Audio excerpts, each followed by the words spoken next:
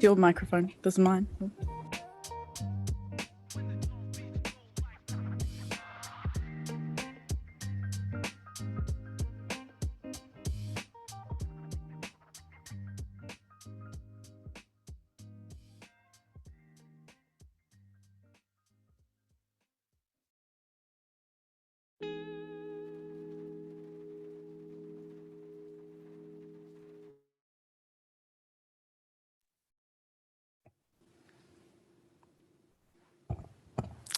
Tēnā koutou katoa. Nau mai, hono mai ki tēnei huitopa mo te kaupapa ko COP27 me ngā whainga o Aotearoa ki te hui whakahirahira e tuake ki Ihipa. Ko Tiana Carter tōku ingoa, he uri aho no Ngāpui me Ngāti Whātua ki Ōrākei. O tira he kai tātiri kaupapa aho I te tīma hurihanga āhuarangi ki te manatu arere.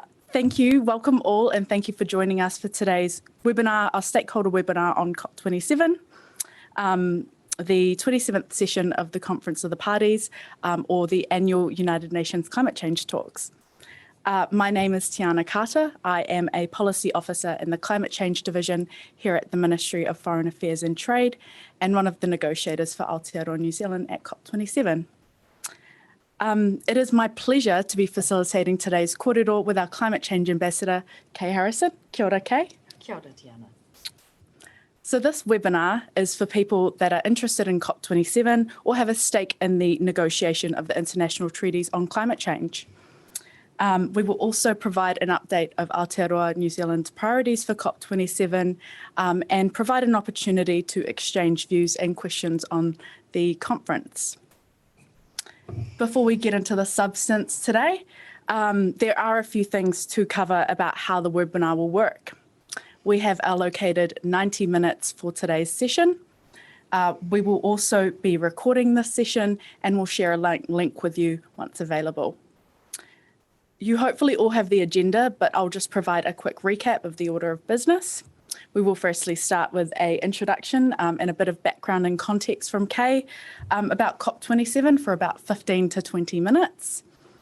We will then follow that with a question and answer session, a Q&A session, which will be for about 55 minutes to an hour. We will then end with some closing remarks from Kay, finishing up just before 2 p.m. New Zealand time so that you can get to the rest of your day. I do encourage you to enter your questions during the course of the session into the chat function that is on the base of your screen. And during question time, I will try to get through as many questions as possible. And Kay may call on members of the COP27 negotiating team for particular areas of expertise as needed. Now I'd like to pass over to our Climate Change Ambassador and lead negotiator for Aotearoa New Zealand at COP27, Kay Harrison. Kia ora, Kay. Kia ora, Tiana. Kia ora. Kia ora. Tēnā koutou katoa. Tēnā koutou I roto I ngā āhuatanga o te wā. Nau mai haere mai ki tēnei hui. E pā ana ngā mea tino hohonu, tino whakahirahira mō te ao katoa. Hello everybody, it's really good to be back in the lead up to COP27. I'm going to start with a little bit of context, both the context of the COP itself globally, but also where Egypt's coming from in hosting this COP, where New Zealand's coming from in terms of our priorities, and what we're going to be doing at COP. And lastly, what you can expect to come out of COP or what you might be looking for. You know that the COP, the Conference of the Parties, is the annual global climate summit that brings together parties to the Convention and the Paris Agreement, about 190-something countries, and as well as that we have civil society and business, and they're all there to galvanise us and advance us to address climate change in a global way. The 27th Conference of the Parties this year's will take place from the 6th to the 18th of November in Sharm el-Sheikh in Egypt. A bit about the context that we're coming from globally though. Last year we had a kind of a high point at COP26 when in Glasgow parties agreed a whole lot of things that they would do to galvanise their implementation of their commitments under the Paris Agreement. And they added commitments under that Global Climate Pact from Glasgow. They said that they would work on phasing down coal, phasing out fossil fuel subsidies, and they committed to having a look again at their targets, their NDCs. They re-emphasised how important aiming for 1.5 rather than 2 degrees was. They did all of these things. So the question everybody has now is, well, how well did countries do on their homework?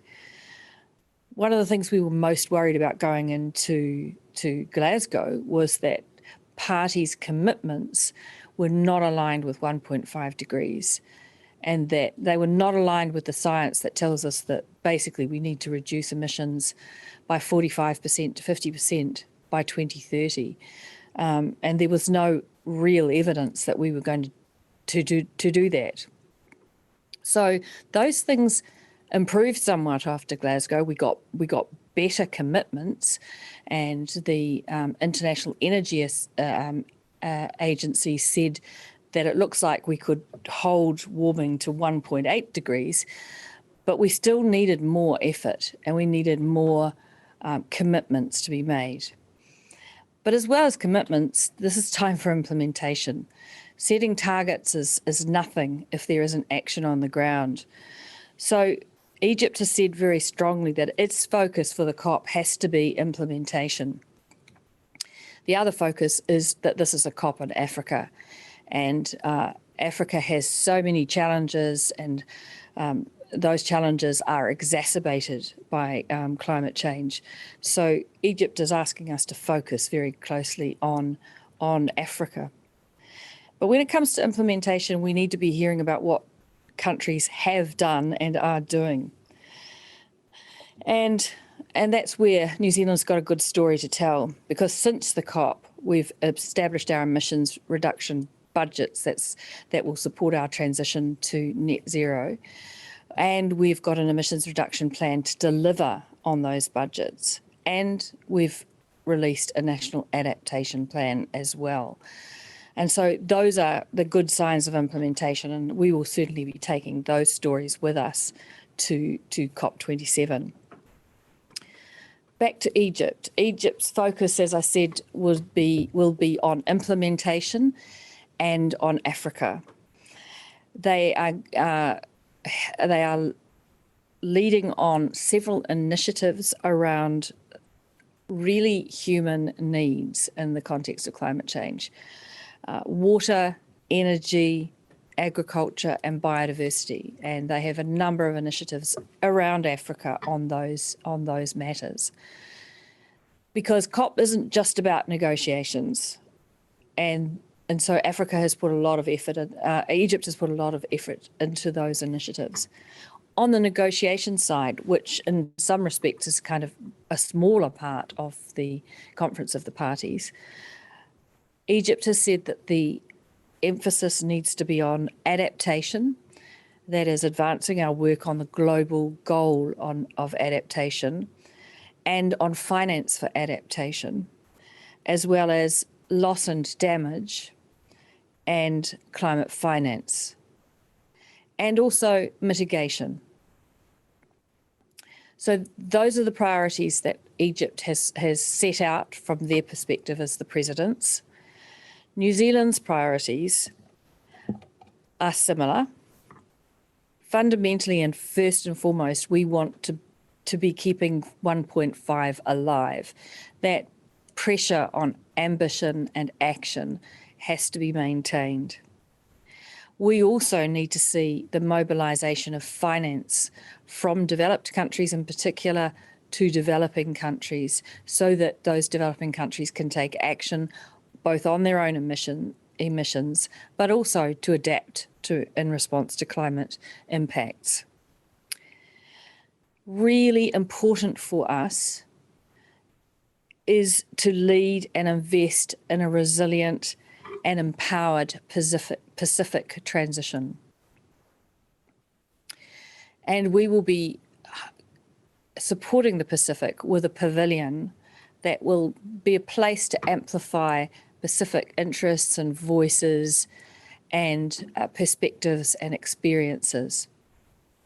I've just been to the pre-COP of ministers in Kinshasa in Africa. There were no Pacific Island ministers there. It's so far, it's so expensive, and yet the experiences in the Pacific are so crucial for the world to understand and respond to, that we've made it our commitment to support the Pacific and amplify their voices wherever we can. We want to cooperate with other countries to reduce emissions in their countries and support their transitions. And we're using that as part of our ambition. And that's something we'll be exploring with people in our time at COP. And as I said before, we're going to be sharing our implementation story. We've got to stop these negotiators talking about the future and targets and plans and talk fests and start talking about what implementation looks like and has been done in all of our countries to ensure that that's the focus of our effort. So that's Egypt, that's New Zealand. What can you expect from your team at the COP? Well, we've got a small team of negotiators, and first and foremost, their job is to press for those things around ambition and climate finance and good rules and a focus on implementation in those negotiating rooms, and they'll be doing that. We'll have people there supporting the pavilion, the Pacific Moana Blue Pacific Pavilion. We'll be supporting Minister Shaw when he arrives in the second week. A number of the negotiators from New Zealand have been called upon to be facilitators. So whenever the world gets together in a room, two people are invited by the presidency or by the subsidiary bodies of the convention to facilitate, because nobody's the boss of the world. So two people are asked to sort of chair and move the conversations along in those rooms. And it's a great honour that New Zealand has been asked this time to be a facilitator in 3 rooms, 3 of the negotiating areas. Another thing we will be doing at COP is looking after New Zealanders. So New Zealanders who come to COP, every day we'll make sure that there is a stakeholder briefing session. Sometimes we'll pick a topic to talk about, whatever it is that our whanaunga there would like to know about and hear about. And that's what we'll be doing. So what can you expect from COP27? Well, COPs are no longer the places where you can expect at the end of it to go, well, thank goodness, that's climate change solved. Certainly we kind of felt that way a bit after we succeeded in delivering the Paris Agreement itself and the rule book, but we are moving into a space of implementation now. So it's not the space where governments getting together suddenly do something that solves the problem. But you can expect to see governments taking further the commitments they've been making, elaborating them, perhaps checking in on them. So maybe one good outcome from the COP decision would be a call for countries to report on their progress with the elements of the Glasgow Climate Pact that they all signed up to, like phasing down coal. So those are the kinds of things you'll look for. There won't be a big bang, a new treaty. A lot of the things the negotiators are discussing are not concluded until next year. But hopefully you will see a renewed commitment to this global joint effort, and hope will continue as well as action. And I'm going to stop there because I think it's probably time for questions. Thank you very much for that, Kay, for that providing that excellent context and background about what we can expect from the negotiations in Sharm and from other sort of components of COP27 and what we as Aotearoa New Zealand hope to achieve there. In terms of that, I mean, just to sort of speak about that experience, having been at COP27, COP26 in Glasgow, it was a really momentous occasion, and I really hope that these negotiations that we go to in Egypt continue that momentum. So I look forward to you leading us over there. In terms of questions that we've received, so we have one question that has come through from Martin. Thank you, Martin, for your partai. What will New Zealand be seeking in the loss and damage discussions? Do you support a clear and distinct funding mechanism to address loss and damage? I'm really glad you asked about that, because loss and damage is shaping up to be one of the really critical issues of the COP. And New Zealand's been working really hard to help parties find some common ground together. And we support very much the notion that there needs to be more funding for loss and damage. It's something we see in the Pacific. We see countries who have established trust funds because they are relocating communities away from areas where there's been seawater incursion and it's just not livable there anymore. And so we know that from our friends and neighbours in the Pacific. So at COP, we do support an agenda item on funding arrangements for loss and damage. It's our view that there are lots of different kinds of funding needs, different circumstances in which funding needs to be used to respond to loss and damage. So I guess we wouldn't prejudge what those solutions look like, but we definitely support the time that is needed through an agenda item to explore them. Awesome. Thank you so much for that very, very thoughtful answer, Kay. And yeah, I also look forward to how we can support the Pacific in that sense. We have a question here from David. Thank you, David. You alluded to the IEA's modelling from COP26. As you know, last year, the IEA also found that there was no room for new oil and gas production beyond existing fields and mines for 1.5 degrees. As an associate member of the Beyond Oil and Gas Alliance, what plans does New Zealand have to encourage a managed decline in oil, gas and coal production? Yeah, thank you very much, David, was it? David. Thanks, yes. David. Yes, we were very pleased to join Beyond Oil and Gas. It's just crazy, the notion that you would continue production and supply of new oil and gas in a situation where the objective has to be to cut our use. It's really challenging. As I said, I've just been in Africa, really challenging for countries that have very little energy already. And I was in countries where there's not 24-hour electricity and huge portions of the population don't have electricity. And then they do have those natural resources that the rest of the world took advantage of. So it's not a case of just being hard and staunch and saying, don't dig up your oil or your coal or your gas.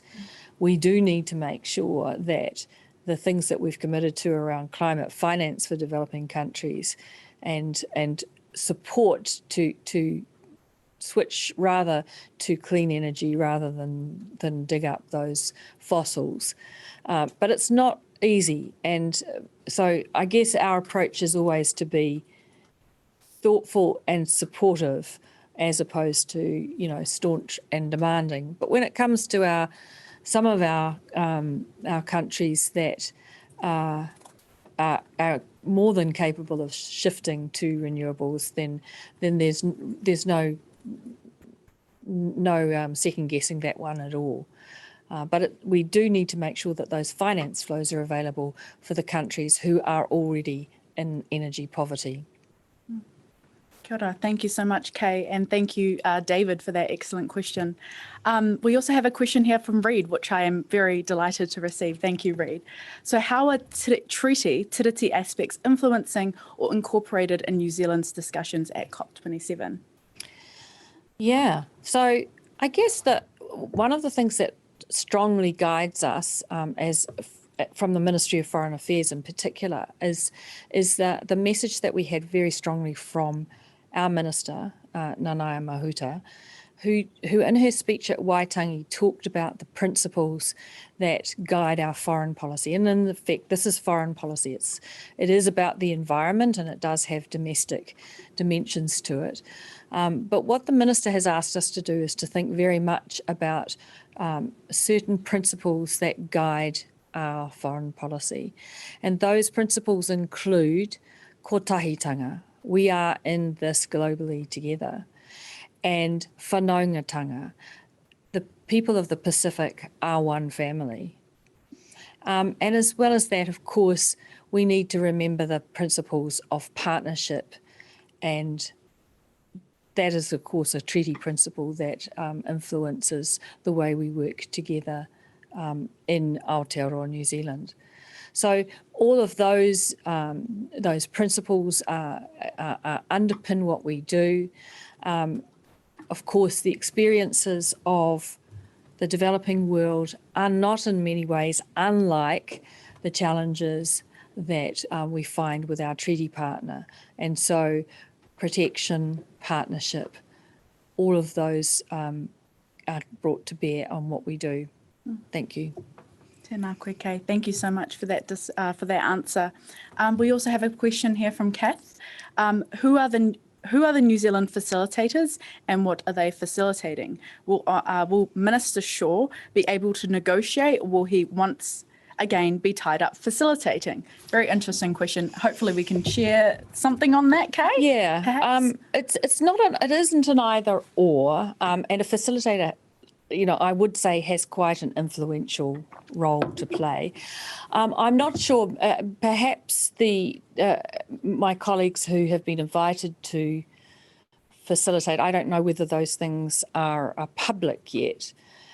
Certainly I can tell you that New Zealand has, and me personally, I have been asked to facilitate the mitigation work program item on the agenda. And I'm going to be doing that with Carlos Fuller, who is the ambassador of Belize. We did that work together in Bonn as well, and we will be facilitating during the at least the first week in the COP. If Minister Shaw is invited to facilitate, he will do that at certain times on a particular issue, but it doesn't preclude him from being involved in the negotiations on the other items. There are lots and lots of rooms that run in parallel, but when ministers are brought together, there's usually not a clash or heads of delegation. And of course, if he is, for any reason, unable to be in the room, then I will be able to be there. But I'm just going to look at my colleagues and say, please unmute yourself if you feel you are able to let everyone know, if it's official yet, what you have been invited to facilitate on. Maybe I can leap in there, Kay. Of course, none of the co-facilitators are confirmed until they're being proposed by the chair of whatever body, whether it's the subsidiary body for implementation or the subsidiary body for scientific and technological advice, or even the COP president or whomever. They have to propose the co-facilitators to the parties, and the parties have to agree that these people can undertake that responsibility. But informally, I can let you know what I've been approached to do, and that is some items on the SBI agenda, the subsidiary body for implementation, that are about the provision of financial and technical support for developing countries in their reporting under the convention, That's in one agenda item, and then a new agenda item, which is a very similar thing for under the Paris Agreement. So that's what I've been invited to do. But as I say, it won't be confirmed until the agenda in the opening session of the SBI. Thanks. Yes, Helen's quite right.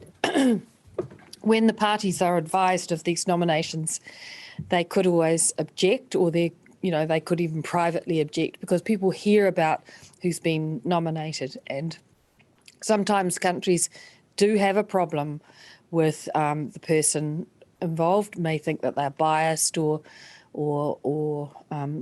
would be unfair, and so Helen's quite right. It's not until they are announced.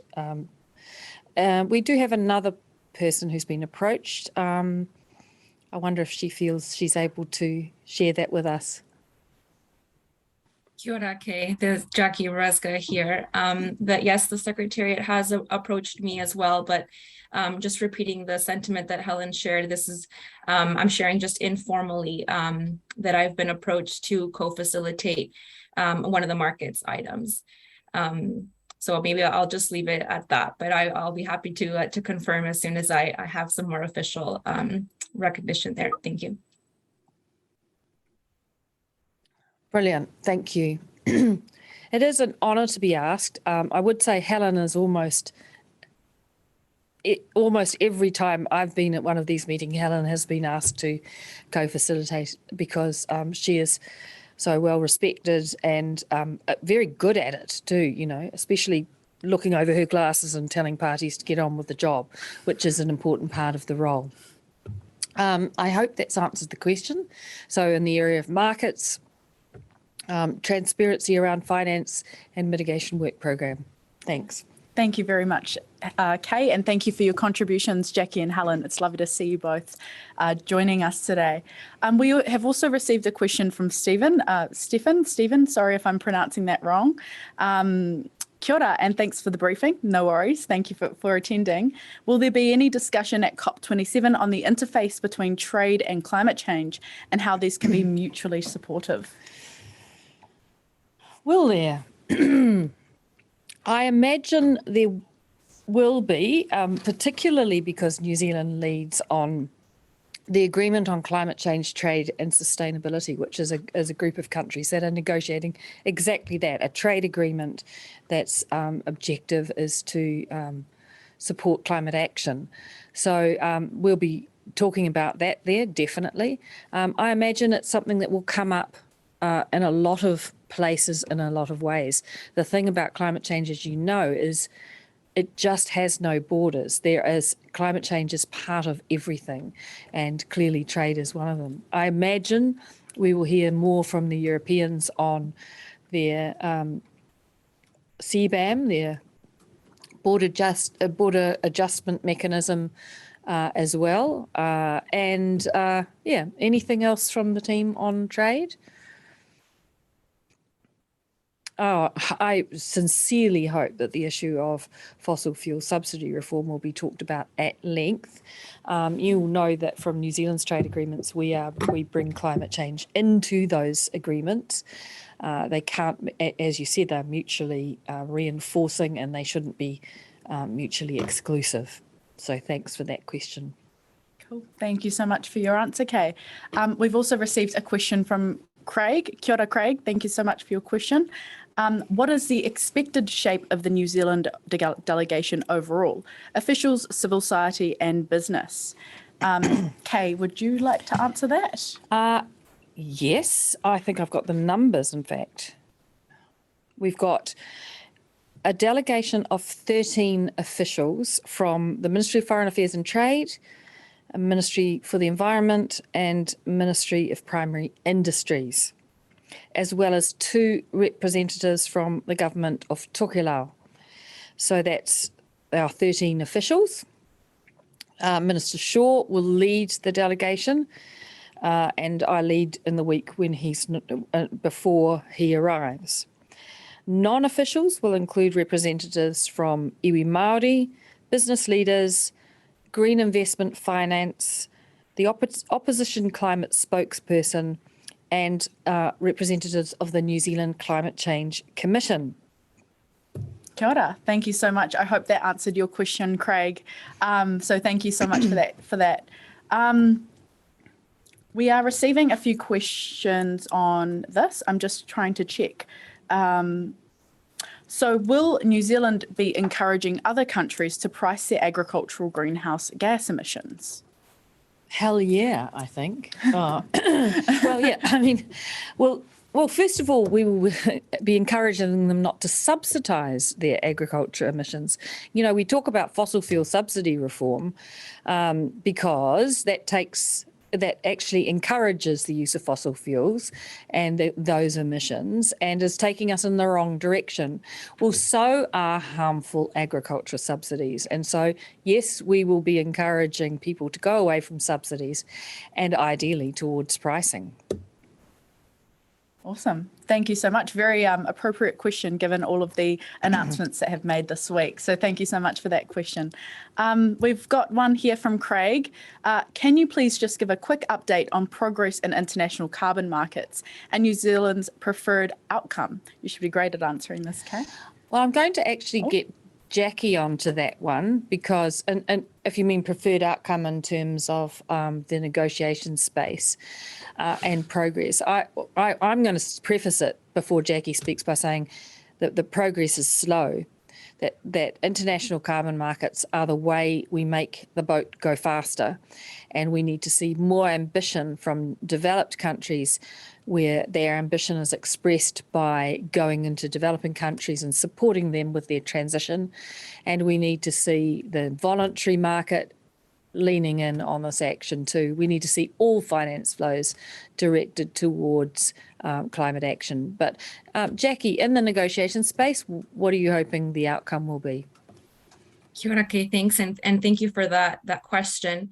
As you might recall, the rule book for the international carbon market space was agreed to last year at COP26. And so the focus this year is really on implementation of those rules and making sure that markets are operational following the negotiations at COP27. And this means that countries can begin to invest in projects that reduce emissions and result in emissions reductions that can then subsequently be transferred to those who seek to purchase those. So that means that the negotiations are really at a quite technical space now in which we're figuring out how we do that accounting of the transfers, how we report on these transfers, what the tables look like, what the infrastructure looks like for registries that track all of these transactions. And so it can be a quite technical space, which is why, Kay correctly said that it's slow because we're a lot of parties in the room trying to build a shared understanding of what that system looks like. But I'm relatively optimistic that at least by the end of the COP that we will have reached some pretty decent decisions on that shared understanding, and that we can have specific elements of the infrastructure in place that are needed to ensure that we can start to really engage robustly in markets and start to invest in these projects and drive that finance and really deliver those emissions reductions with high environmental integrity in a very transparent way that everyone can use towards their NDCs and towards their own national sustainable development goals. Thanks. Thank you, Jackie. Awesome. Thank you so much for that, Jackie and Kay. We've also received one question here from Bronwyn Hayward. Tēnā koe, Bronwyn. Well, two questions from Bronwyn. What does MFACT expect to see as some of the most difficult issues or sticking points with agricultural contributions in these rounds of talks?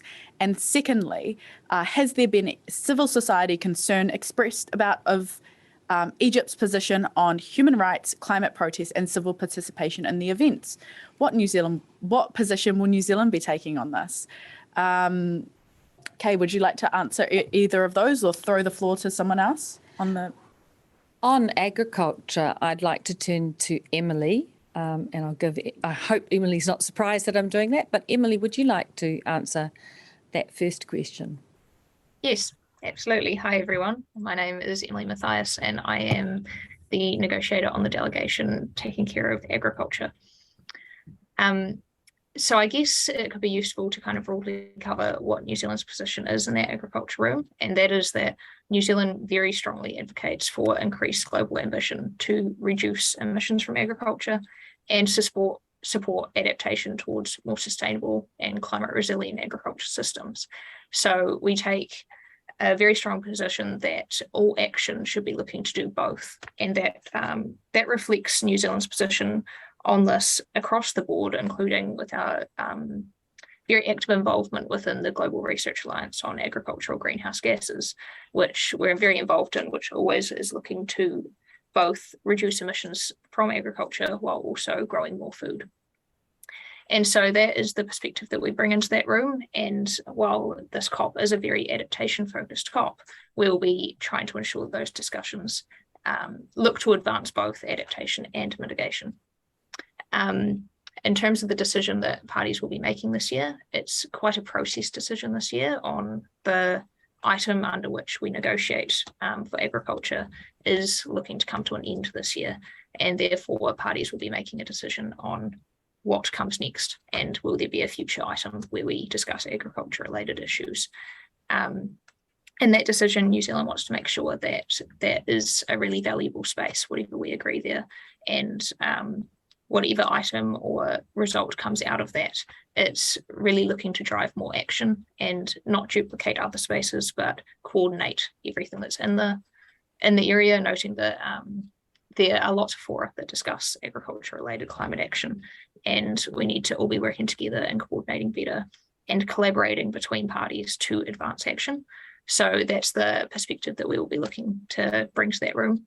And as Kay touched on with the earlier question related to agriculture, we will be pushing for higher ambition, and happy to share New Zealand's story there on our path towards pricing agricultural emissions, encouraging others to be taking action to be reducing their emissions also. I hope that covers the question, but I'm happy to come back on that if there's further. Thanks, Emily. And thank you, Bronwyn, for your question. It's really important that all COPs are open and large and have diverse voices. And the UN itself manages the space in which we hold the COP. Sometimes I remember our good friend Adrian Macy, I hope he's on the call, being removed from the Madrid COP at one point inappropriately, and we got him back in. There was a protest there. There are always protests and demonstrations and a strong representation from civil society and youth in the proceedings. And Egypt has indicated that it's business as usual in that regard. Every country has different circumstances, and whether they will prove challenging here remains to be seen. But it's certainly New Zealand's position that we need to hear those voices. You may recall from the opening of COP26 that India Riley was invited to speak on behalf of Indigenous peoples, or as a representative of Indigenous peoples. And India gave a very challenging speech talking of the brutal impacts of colonisation in New Zealand on iwi Māori, and it was really awesome that voice could be heard on such a prominent stage. And I, for one, was really proud that we can sit and hear those things being said about us and in quite a robust way. And I hope that that spirit will continue at COP27. Thanks. Thank you, ngā mihi kei moto, for that answer, and thank you, Bronwyn, for the question. We've also got one here from Marianne. What is the gender or ethnic makeup of the New Zealand negotiating team? I know we will look at expertise for selecting negotiators, but also keen to understand how we ensure all voices from Aotearoa are properly represented. Excellent question. Thank you for that. I'll put that to you, Kay. Oh, do we have the numbers? We have those numbers that you've indicated. 13. How many women, how many men? We have 3 men on our delegation, which is a slight improvement to last year. But typically we do have quite a strong representation of wahine, and particularly young wahine, as well as, Like me. yeah, like Kay, and, Helen and very strong expertise. I just know that as, helping out in that space. And Māori? We will have 2 iwi Māori representatives. Representatives in that capacity, as well as other within the non-official space, and other iwi Māori leaders as well that will be attending in different capacities. And iwi Māori And within the myself. delegation. And myself as well. Thank you for reminding me of that, Kay. I think, yeah, we are a somewhat unusual delegation in that we tend to have more women than men. But it's really hard work, right? No, I'm just kidding. I'm kidding. Men can do hard work too, and that's why we have excellent men on our delegation. I hope that's answered that question. Awesome. Thank you for that. And thank you for the question. We have a question here from Inji. I hope I'm pronouncing that right as well. The Glasgow Climate Pact requested countries to revisit and strengthen their 2030 targets by the end of 2022. Does New Zealand plan to do this? Thank you, Inji.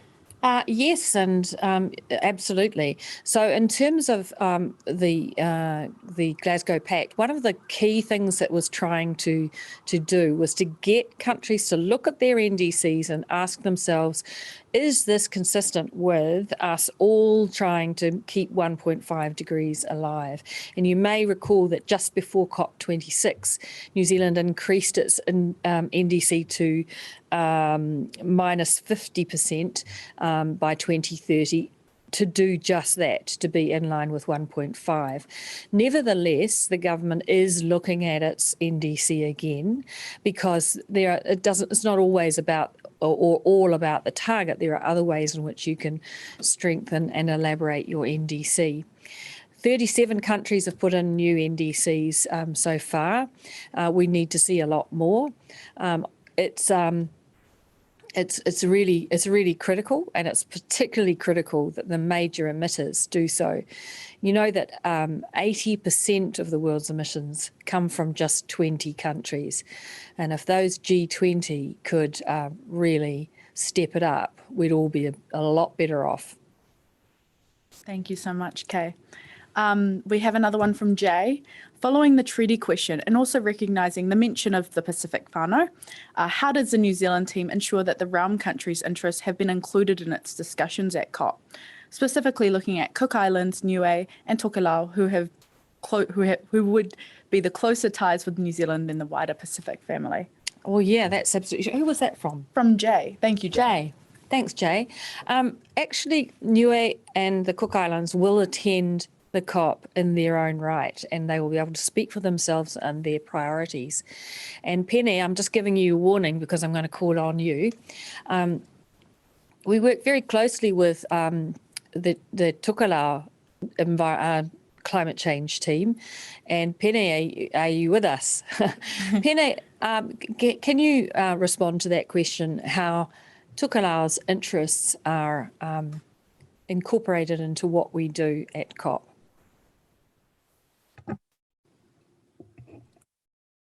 Hello there.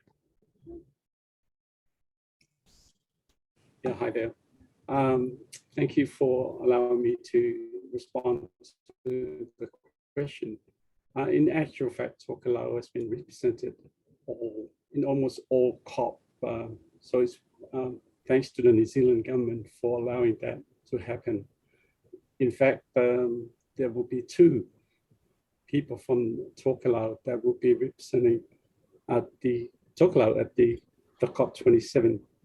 Regrettably, I can't make it myself, but I have every confidence in Joel and Romero to do what is needed for Tokelau's position. Thanks.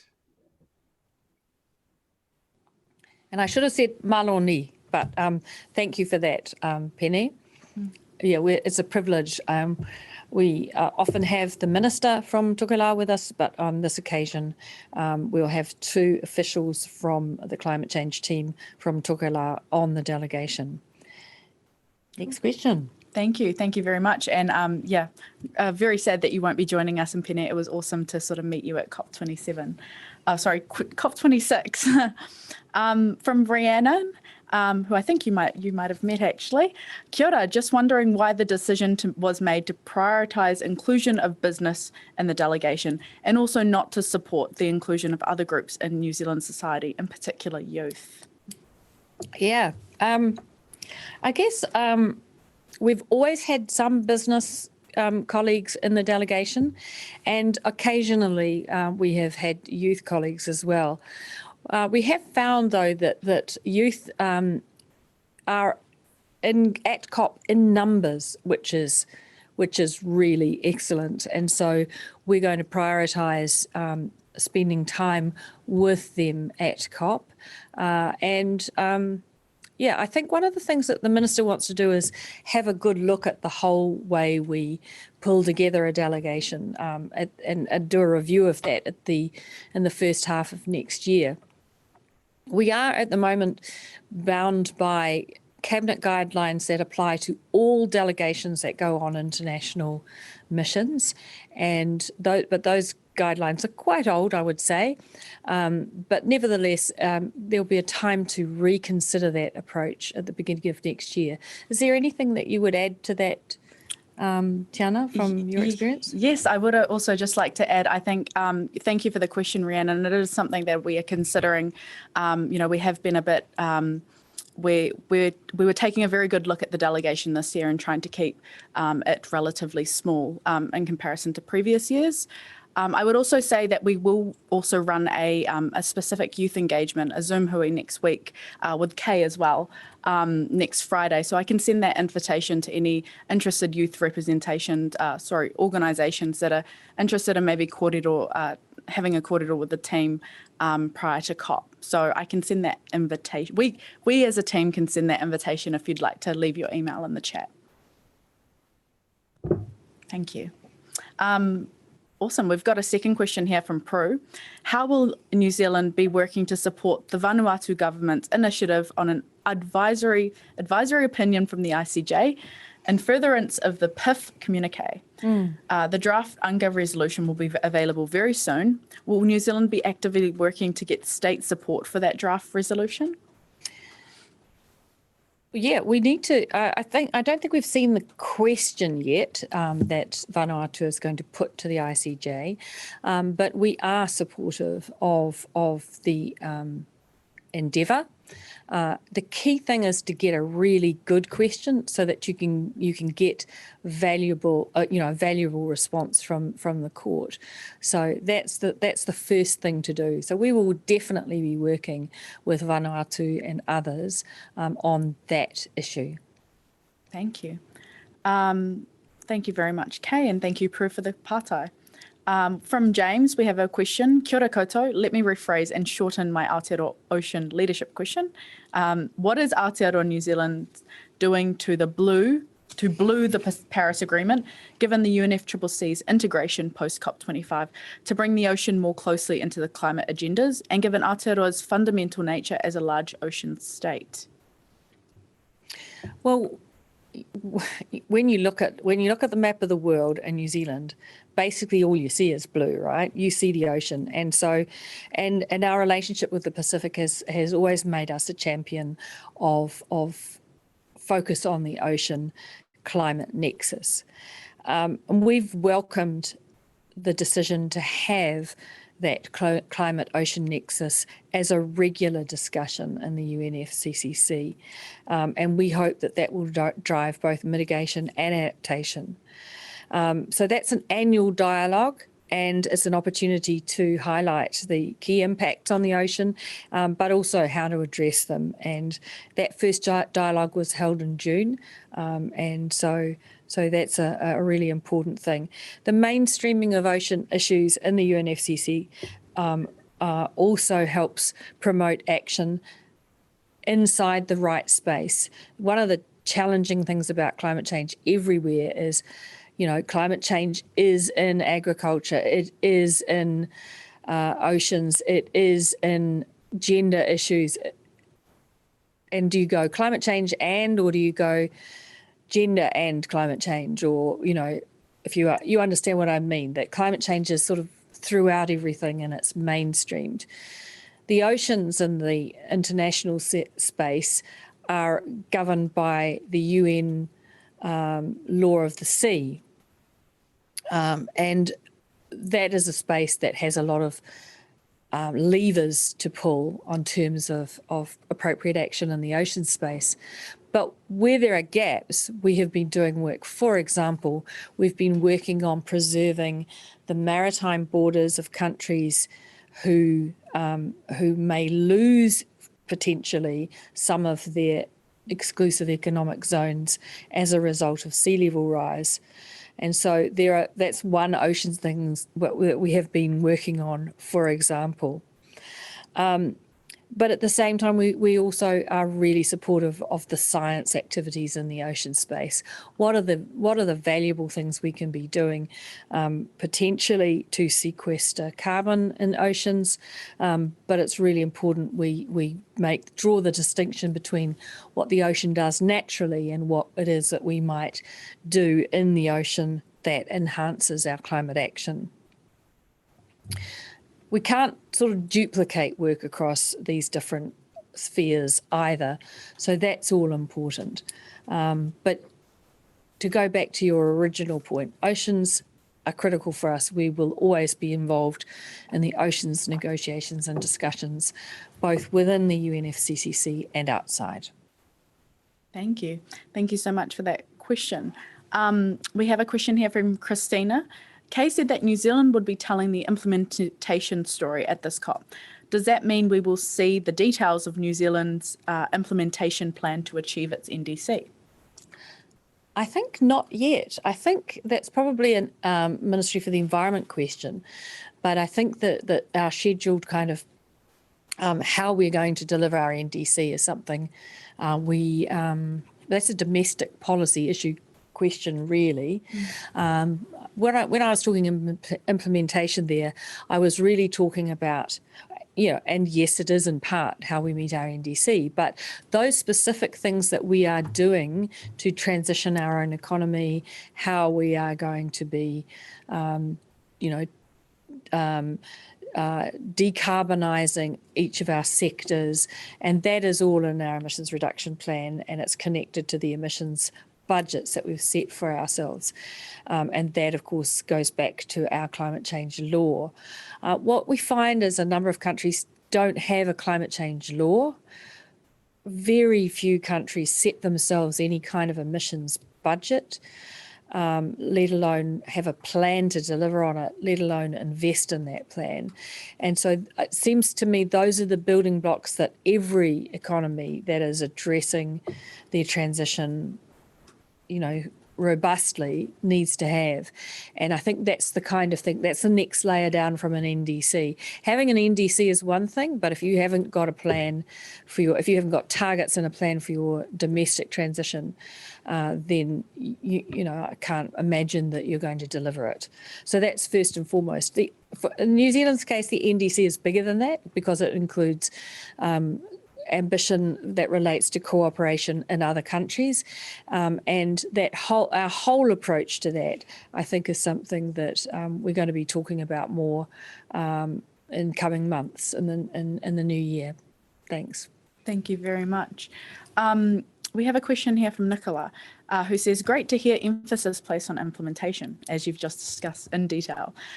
What risks do you see in our international positioning and negotiations, given shortcomings around implementation domestically on key issues such as coal, e.g. lack of action in 2018 commitment and reluctance to progress in ending new coal mines and the current private members bill? Yeah, that's not something I can comment on. I think in terms of, I don't know about that, but what we do have is in law emissions budgets and a plan to deliver them. And if we do that, then we meet our emissions budgets. We are on our trajectory as planned.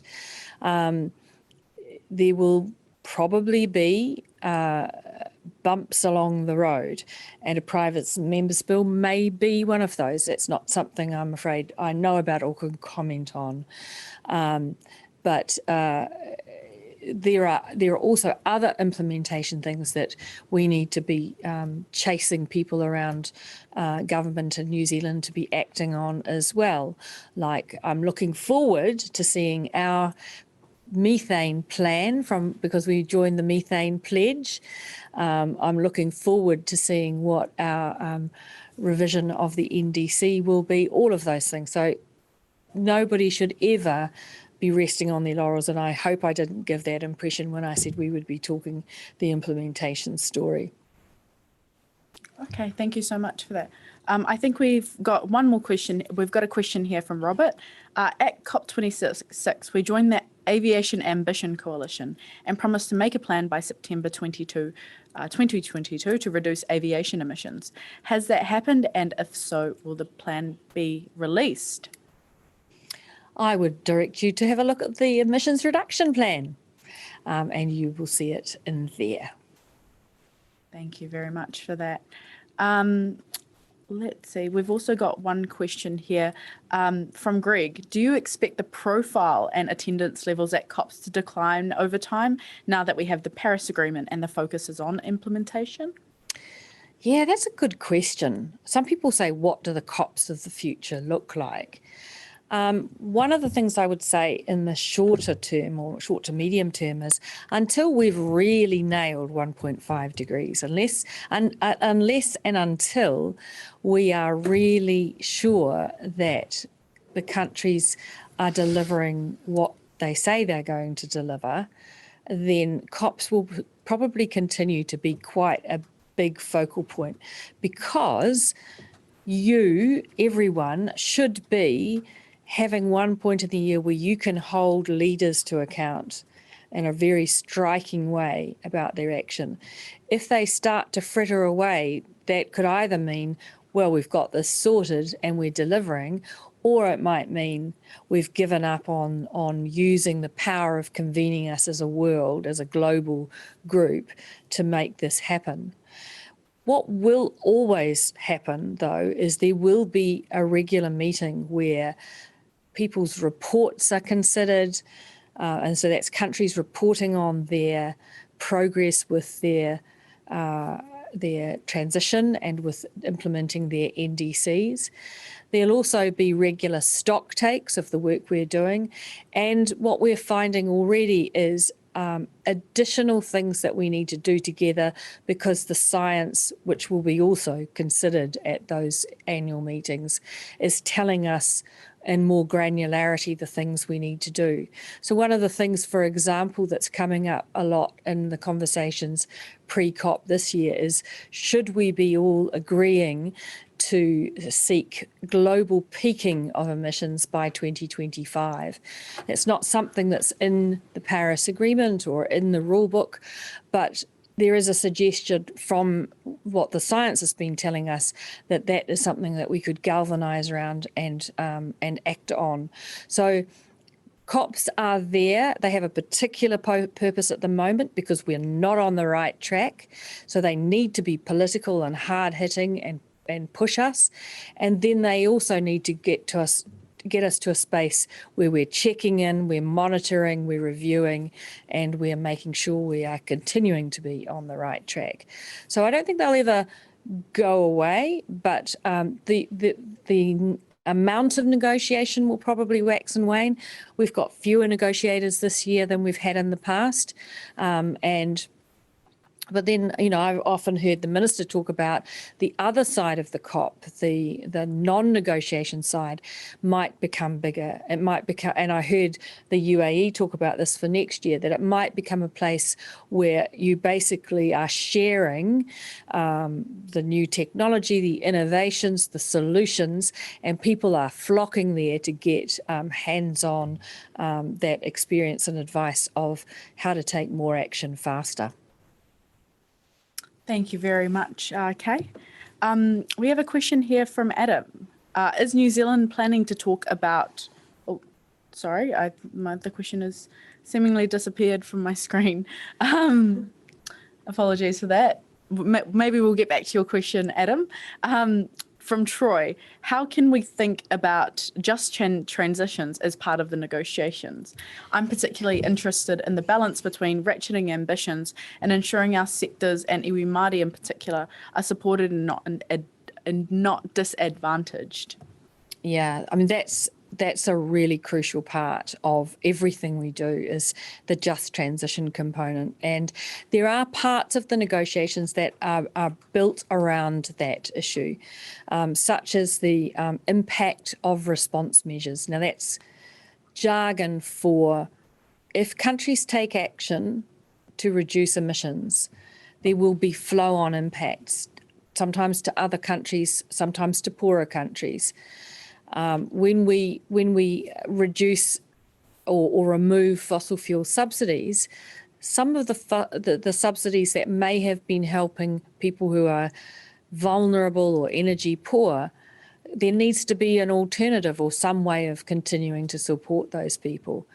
I think the kind of what's the golden, I don't know, the thing that you want to find most of all, the ultimate thing is how to deliver a transition justly.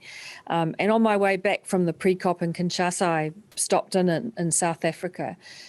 They are looking at how to decarbonise their energy sector, knowing that they've got tens of thousands of people who work in that sector. And in some cases, they are experimenting with building in a training function. So you close, say, a coal-fired power station in stages and allow part of the workforce to retrain, either in the application of renewable electricity generation or in farming the land that the power station was on. But there is absolutely no question in the mind of that government that there are people involved here, and the transition must be just. It must result in good jobs and fair dealings with all of those involved. Thanks. Thank you very much, Kay. Adam, your question has come back to my screen, so I will give that one to Kay. Is New Zealand planning to talk about the Centre for Action on Agricultural Emissions and He Waka Eke Noa at COP? And what side events is New Zealand planning to host relating to agriculture? Once again, I'm going to turn to Emily Mathias from MPI. Go for it, Emily. Hello again, and thank you, Adam, for the question. Yes, absolutely, New Zealand will be talking about our own experience. And oh, sorry, can you hear me? You seem to have frozen. Okay, I'll go on. And these negotiations and COP as a whole is an opportunity for this, both in the negotiations, which are a big part of which within that coronavirus space that is coming to a close this year has been on information sharing, but then also, as you say, through side events. And so New Zealand will be sharing our own experience and around He Waka, around our recent investments into the new centre and our recent investment into the GRA as well, a big scale up of our investment there this year. And we will be sharing that with others. In terms of the side events that we will be joining, there is a number of initiatives that New Zealand has signed up to that will be hosting side events at this COP. And we will obviously be looking to be involved in them. Those include the likes of the UK initiatives that were rolled out last year when the UK was COP president, around dialogues on sustainable transition for the agriculture sector. And we know that the presidency this year is rolling out an initiative named the FAST Initiative, which is focused on a sustainable transition for the agriculture sector as well. And we have been involved in that process of setting up that initiative and will be looking to be involved in their events at COP. I guess more specifically on what how we can actually leverage this kind of action that we're doing at home, and how we will be selling that is that we use this action that we're taking at home as a really strong encouragement to others to be taking similar action. And to that, they can learn from our experience, and that because New Zealand is first movers in much of the space, in particular with the Hawaka partnership, we can be sharing that, and we are shaping the best practice that is emerging globally. And that's a really important role that we can lead there in sharing that experience. And as a side to that, by sharing our investment focus, we're also encouraging others to invest, and that will be advancing this global transition for the sector and our own transition, as we'll be able to use that investment into low emissions technology for our own sector. And recognizing that this is a big sector focus for New Zealand given our domestic circumstances, and that's a reflection on agriculture being a very big portion of our emissions. But as other countries begin to decarbonize their economies, and at the moment primarily focusing on electricity generation, we see, but as their emissions profiles change, agriculture will increasingly feature in their emissions profiles and become a focus for them too. And so we are in a unique position at the moment with our focus that we can share our experience, shape that best practice, and encourage that investment, which will benefit us as well. And so we will be doing that both through the formal negotiations and our involvement in the side events. And we also have a representative from the Global Research Alliance will be going to COP separate from the New Zealand, but as the Global Research Alliance Secretariat. And they will be going, and I believe they are hosting an event and are involved in a number of events, including one that will include announcements around New Zealand's research investment that has been recently announced by the government into Latin America and the Caribbean region. And so those are a couple of events that are very much on our calendar for COP and that we're really looking forward to engaging in. And I'm sure that there will be opportunities to join for the public, but also opportunities to join virtually. So happy to share more information on those. I guess I will be in touch with NFAT if anyone wants more information on how to access those. I'll end there. Thank you. Thank you. Thank you very much, Emily. And it seems like your questions are, your answers are very interesting because someone's got one specifically for you. A question from Dave for you, Emily. Love our adaptation and mitigation advocacy position. However, is there a risk for the New Zealand delegation with the consultation paper closing 18th November of farmers protesting in New Zealand media? And the fact that New Zealand may cave into our farmers pushing back on the proposed 2025 accounting and pricing of ag emissions. It could be that an extension to the consultation paper is offered by a month to diffuse tensions at the time of COP, or having a multi-stage close to give an early indication at COP27. Timing is everything. So a big question, but I'll put that one to you, Emily.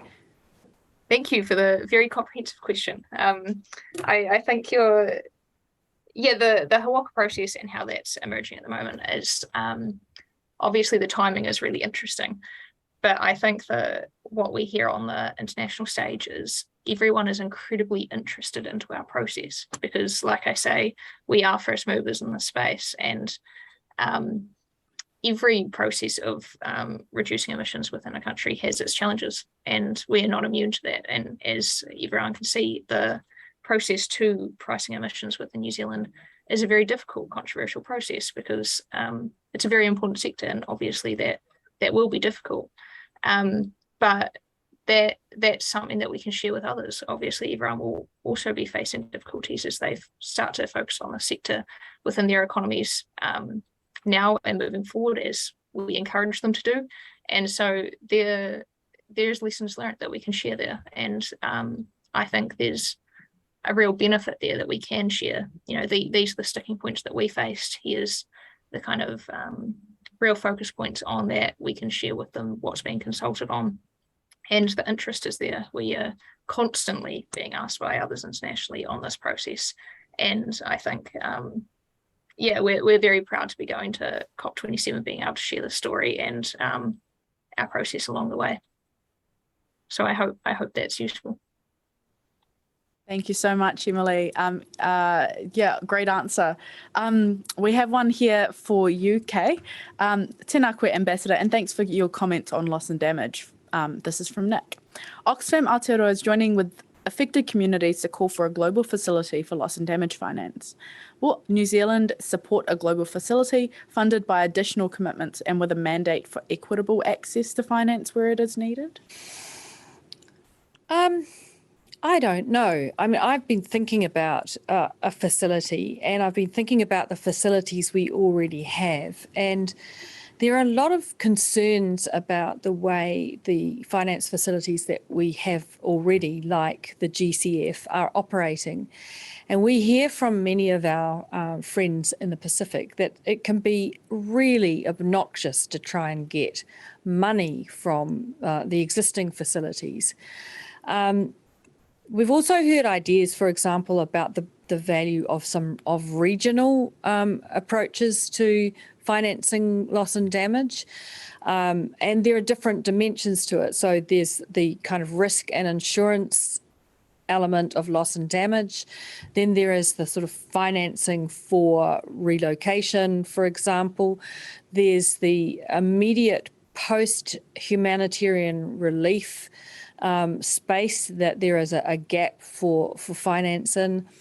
There's the finance, how and in what way to finance non-economic loss and damage. So, you know, for example, around the retention of cultural mātauranga, you know. So there are lots of different kinds of loss and damage. And I guess my first thought is that we need to identify what all of those different pieces are and what is the best financing response to each of those different kinds of loss and damage. One of the big areas of loss and damage for the Pacific is the migration of tuna. You know that as the waters of the Pacific are getting warmer, tuna is migrating away from the west and into the east of the Pacific. And for some countries and communities whose GDP is based on the tuna fishery, for example, Tokelau, there is a potential to lose something like 95% of the GDP of some economies. The solution isn't necessarily a facility in the UNFCCC. The solution might be to found in the regional fisheries organisations on that in that instance.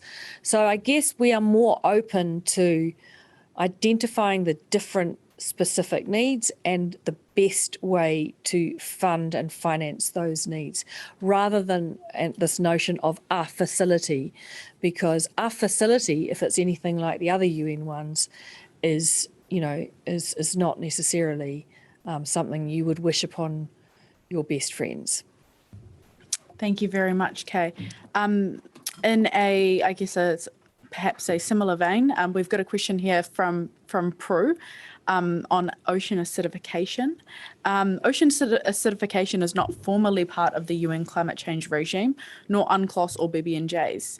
Dealing with OAs effectively will likely require increases in emissions reductions. What is MFAT's view on how ocean acidification should be dealt with into the future? If we have an answer. Yeah, well, we have actually been working through the Commonwealth on ocean acidification, and through the Environment Division here at MFAT, we supported an oceans acidification conference, an international conference held in Dunedin, I think it was the year before last, and provided guidance material on that. It's one of those things that, yes, where exactly does this issue fit? I mean, it's a science issue, but there is also collaboration that can be effective in that space. And that's something that we have, as I said, been leaning in on and in the context of our Commonwealth relationships, actually. Correct me if I'm wrong on that, And all of my team are looking in the opposite direction. No, I got a big thumbs up over there. Yes, we did. Awesome. Thank you. Thank you so much for that question, Prue. We also have one here from Jason. Kia ora, Jason. Thanks for the information on the delegation. Is there any representation of disabled people from civil society on the delegation? And we look forward to working with you on the ground. Tēnā koe, Jason. Thank you for that question. I don't believe so this year. There has been in the past. And certainly that's an area that's been brought to our attention. So another one, I think, probably explicitly for the review in the start of next year. Thank you. Good reminder. Thank you very much. We've also got one question from Dalila. Kia ora, COP26 recognised the role of Indigenous peoples and local communities in the Glasgow Climate Pact. Is there representation of New Zealand along with officials and meetings in the local communities and Indigenous peoples platform? Ngā mihi, Dalila. Thank you, Dalila. Well, I would like to turn to Ms. Tiana to answer that question. Thank you so much, Kay. I can actually say that, yes, I am the representative for Aotearoa New Zealand in the local communities and Indigenous peoples platform in those negotiations. I am currently also representing the Western Europe and Others group, our sort of regional group within the United Nations, on the facilitative working group of the local community and Indigenous peoples platform, which is an immense privilege and honour to be in that space. And yeah, just really want to sort of, so yes, I am in that space, and it is a really important role that I don't take lightly at all. And I look forward to seeing how things go at Sharm el Sheikh. Thank you. And on our delegation, we have two Māori representatives who will attend those meetings as well, and the Deputy Commissioner of the Climate Change Commission, Lisa Tumahai, who is also Chief of Ngāi Tahu. Thank you. Thank you so much for that excellent question.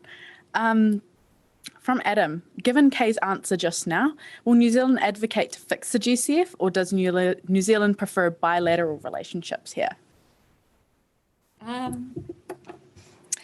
Well, of course, we the GCF is something that we will support the development and improvement of. It's not I was probably a little bit dismissive and negative about it, but we have it, and therefore we need to make sure it works well. We know that some funds, like the Adaptation Fund, are perhaps more accessible and easy to work with, but there's quite a lot of work going on around this issue of accessibility and fairness, etc. Bilateral relationships are really important to us as well.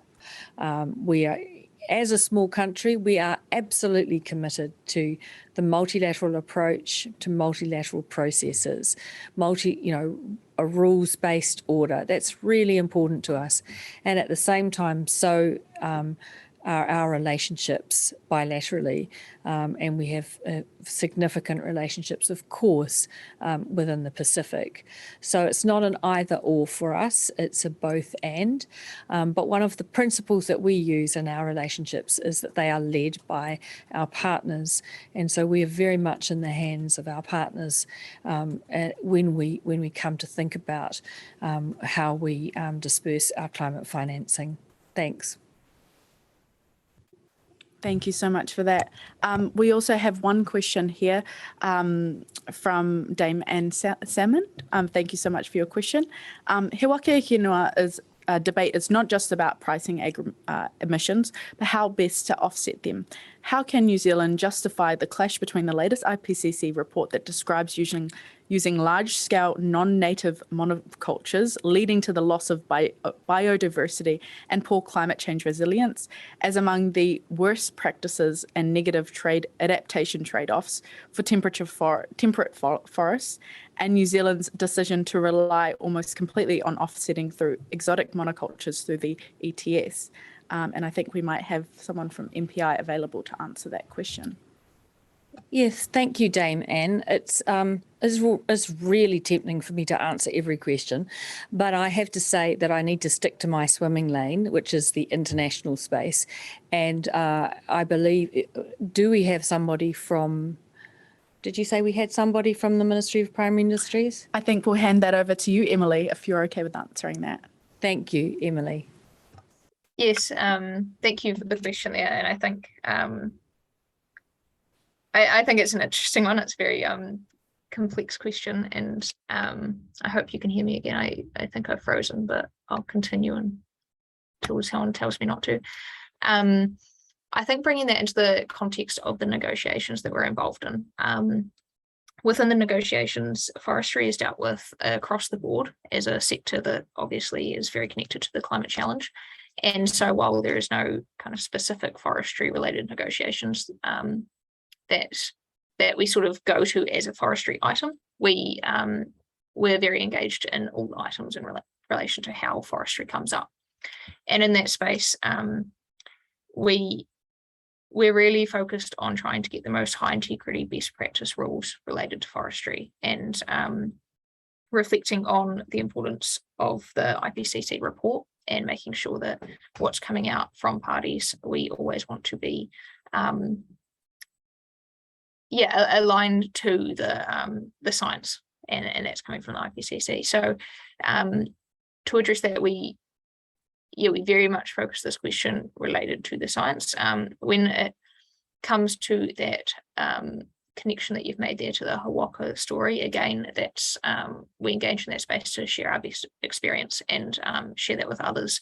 When it comes to the offsets used, offsets come up in the UNFCCC space a lot in relation to international carbon markets, and I'll recognise that sits with Jackie, but where we talk about that in this space, it's very much putting the rules around how forestry is used for offsets, making sure that they are really high integrity, and that to inform that we draw on the expertise we have from the New Zealand Emissions Trading Scheme and our experience in managing forestry, and kind of everything in that space, the lessons we've learned, the experience we have, the best practice international guidelines, and so that very much informs our positions in that space. I'm hoping this has answered your question, but it was quite a complex one, so I'm hoping that's addressed. It's quite a lot in that information sharing space that we engage, and we try to be very science informed. Thank you so much, Emily, for that very comprehensive answer. We have one more question that we will answer, and then we may end with some closing remarks.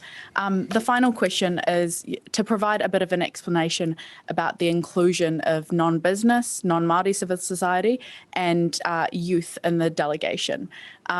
So are we able to provide an answer to that one, Kay? Please? Yeah. I think first thing is that this delegation is one of many, many, many delegations across government, which are governed by cabinet rules. And the cabinet rules set out who may or may go and represent New Zealand. And that's an important kind of consideration. One of the things that the rules say is that either the person who is accredited and given the label New Zealand is doing something specifically for that delegation. So they are offering a service, they are providing information or input that the public service officials can't provide, and they cannot get accreditation in any other way to be at that meeting, but we need them to do that, to be there as an exception. Because the rule is that the accredited team are the officials who will prosecute the government's and the country's issues. One of the problems, or one of the challenges about people being on the delegation who are not government officials, is they are labelled in New Zealand, and everybody who sees them assumes they are the New Zealand government. And for that reason, we have to ask them to be very careful about what they say, so that all the other countries in the world know that what they hear from New Zealand is what New Zealand's position is. Now, we actually don't want everybody in New Zealand to think exactly the same way or share the government's views in this context. It's really valuable to have challenging voices and disagreeing voices. And the way they can do that is to be badged in some other way, through a youth organisation or an observer organisation or a business organisation. And when they go to COP, it means they can say what they really think. And if they want to criticise the New Zealand government, they can do that. The difficulty of having people on the delegation who feel the need to criticise the New Zealand government is all of the other 196 countries go, excuse me, what's New Zealand's position? And they do, because they need to know if it's a New Zealand badge that the New Zealand government is speaking clearly and with one voice. So it's actually, people are better off with a different badge if they want to have that opportunity to speak and the opportunity to criticise. So we encourage everybody to try and find accreditation elsewhere if they possibly can. And you know, I mentioned before the really valuable input of India Riley last year. That was done because they were on a badge that enabled them to do that. A New Zealand badge would not have enabled India to do that. And so it's great that people can be there and represent their genuine views. But there's a kind of a discomfort about this for us all, because we would like to be able to have a delegation that was inclusive of diverse views, but not in the same way constraining of those views and voices at the COP itself. So all of this is partly, you know, what we have been asked by the Minister to take into consideration when we review this approach at the beginning of next year. So it's a sort of a two-edged sword. It's great to have people included in the delegation. They have access to us in a way that can influence what we do. When they say they're worried about, for example, I remember a number of people came to us and said they were worried about the lack of explicit protections for Indigenous people's rights in the Article 6 negotiations. And we were able to respond to that, and we were able to be louder about that in the room as a result of that. But that ability to influence us is still there, and that is one of the reasons we meet with New Zealanders at COP every day, so they can tell us what they're worried about or what their perception is of the way we are putting something across. They can challenge us, they can influence us, and they're not necessarily on the delegation and enabling them to do that. So we need to think about, you know, why be on the delegation? What does that mean? Is it about getting access to the COP? Is it about getting influence on the New Zealand delegation? Is it because is it to show New Zealand, you know, like to showcase New Zealanders? All of those questions. It's kind of, we think it's a challenge to us, but it's a challenge that we want to pick up and think about deeply at the beginning of next year. I hope has that answered the question? And was there anything else that you thought of when I was talking, team? No, I think you've answered the question very well. Thank you very much, Kay. And thank you for those questions about, you know, the delegation. And as Kay said, we will look to engage with you more. For those that are on the ground at COP, please do reach out to us. I will provide some more information on how you can do that, and we can, you know, facilitate those engagements on the ground. So yes, thank you very much, Kay. I am very conscious. I've been a bit of a poor moderator, but it is almost 2 p.m. So we will close off with questions there. So thank you so much for taking the time to answer some of the questions that we've received, Kay. And thank you all for engaging with us today and your interest in this really important kaupapa. Before I pass over to Kay for any final remarks, I would like to remind everyone that we will share a recording of this once it is available. And if we haven't answered any of your questions today, media questions can be directed to the media team at media@mfat.govt.nz. Or if you have any specific COP27 questions, they can also be directed to our COP27 inbox, which is cop27@mfat.govt.nz. So, Kay, I will pass over to you for any final words that you might have. Well, thank you, Tiana, and thank you all for joining us today. Thank you for the really rich discussion and questions. They were really thoughtful questions. I would encourage you, though, not only to ask questions, but seek to influence us. Tell us what's important to you. We will work and we will fight hard at COP. We will be there for this kaupapa, not just for New Zealand and the Pacific, but for the world. And we will, as I said, work and fight hard. And after the COP, we will reflect together with you on how it went and invite you back again. And I look forward to doing that, probably late November or early December. And meantime, hope to see some of you at COP27. And thank you, team, and thank you all. Thank you. Thank you so much, Ambassador.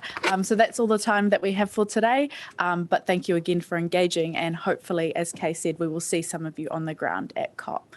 Ka kite, ngā mihi.